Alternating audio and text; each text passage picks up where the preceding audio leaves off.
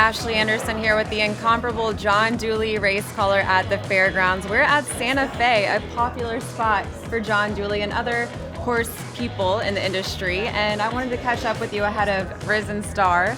So, John, tell me first of all, this is your 20th year at the fairgrounds, and this is now your 20th Risen Star? I've been down here since the 2004-2005 season, so bar one race meet, and that was after Hurricane Katrina, where the race meet would move to Shreveport, and in fact we didn't run the Risen Star Stakes, we didn't run that year's Louisiana Derby, but thankfully here in 2024, 2025, it's been certainly a historical winter with just about a foot of snow, and that was a record. We had record warmth, 80 degrees, but on big cards like this, whether it's LeCompte Day or Risen Star Stakes Day, Louisiana Derby Preview Day, the case in mid-February, or Louisiana Derby Day, it's always exciting to celebrate racing. And even after the races here at Sante Fe, where a lot of owners, trainers, jockeys, and their agents gather for a celebratory toast. This coming weekend, I'm excited about Built. I mean, East Avenue, yes, I know. I remember before he made his debut at Ellis Park, there was a lot of expectations and a lot of buzz about his debut, and certainly lived up to the hype with Brendan Walsh training for Godolphin. By the way, Godolphin's actually vying for the ownership title here this season. They're in a good battle. They lead with earnings. But East Avenue, then, of course, winning that Breeders' Futurity at the Keeneland Fall Meeting and the Breeders' Cup Juvenile, obviously was a whole different story for East Avenue. But he's certainly a talented horse. Looking forward to seeing him back in action for the Risen Star Stakes.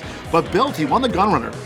Wire to wire in front-running fashion for trainer Wayne Catalano, Eclipse Thoroughbred Partners. They've been so involved in the sport of thoroughbred racing for many years. But then Bill came back, I think last time out for Wayne Catalano, there was that question, outside post position, is he just a one-dimensional speed horse? But he showed a different ability to come from off the pace, sloppy track. He overcame the Saturday Night Lights. And of course, when you're asking these three-year-olds, these sophomores to take the step forward in the championship series with 50 points on the road to the 151st Kentucky Derby, it's exciting to see them, all gather here at the fairgrounds. And of course, we've had so many championship fillies in the Grade 2 Fasig-Tipton Rachel Alexandra Stakes as well. So the three-year-old fillies and the boys on the road to Derby 151. I'm excited about the big card.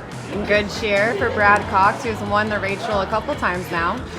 Brad Cox, always, again, the cast of fillies coming out of New Orleans on the road to the Longines Kentucky Oaks is just of a championship caliber. So many fillies, whether they've actually either run in or won the Rachel Alexandra Stakes, it's been a terrific stepping stone to victory in the Longines Kentucky Oaks. And certainly, on Saturday after the races, we'll be toasting all the winners. And again, here at Sante Fe, it really is a neat spot because it's right in the neighborhood here in Mid-City. It's right by the track, right outside the quarter pole gate. So it's a great meeting point for people, like I said, whether it's out-of-town connections or locals that come here to gather after the races, or in the case of our friends from TwinSpires.com like you, Ashley Anderson. And you have your own corner, I see, in Sante Fe. Well, this year, for my birthday, the manager, Taylor J., a lot of people around, horse racing people here in New Orleans certainly know his name, and owners Carlos and Lolly said, we have a special treat for your birthday this year. You've been coming down here for so long. We're gonna give you this little corner. Now, there was one other person, his name was Lynn, and Lynn used to work for Disney. Lynn passed away several years ago, and after Lynn passed away, I started coming here more and more and enjoyed his company. And now I'm here with all the racetrack people, and Carlos and Lolly, the owners, and the manager, Taylor J., said, how about we give you a little corner surprise for your birthday this past December? So I'm a Sagittarius baby, and they named the little corner after me, and it's great to sit there and hold court, so to speak, here in New Orleans. That's amazing. One final question, John Dooley, since it's your 20th season at the fairgrounds. Yes, Ashley Anderson. Going back to your first season and thinking now, 20 years later, what was that John Dooley of 20 years ago like compared to the one from today? The resilience of the city, I think. Because when I first came down here, I knew of Risen Star.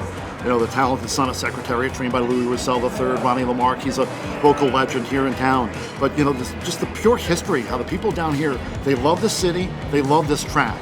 It's right in the neighborhood, such as this, bar Sante Fe. And everybody has their favorite restaurants. Whether it's from here in an area like Mid-City, going down to the French Quarter. Everybody, has their favorite spot where they like to go. In the case of after the races, I think a lot of people like coming here to Sante Fe, and of course, I do as well over the years. But just the resilience of the city and how proud the people are of the city of New Orleans and their racetrack. So right here in the community, you feel the spirit, and I've been fortunate to be a part of it all for the last 20 years.